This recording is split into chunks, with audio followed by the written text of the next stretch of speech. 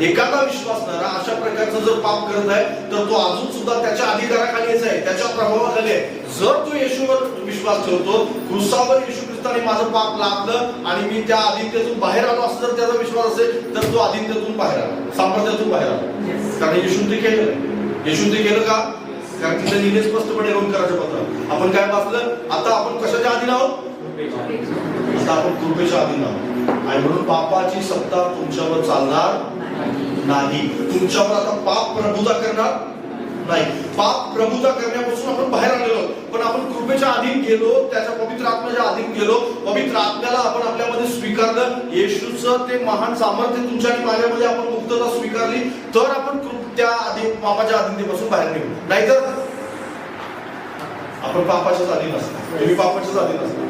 पापाच्या अधीनतेपासून तुम्हाला बाहेर काढलं गेलेलं आहे. लक्षात घ्या, की मुक्तता तुम्हाला व्यक्तिगत रीतीने स्वीकार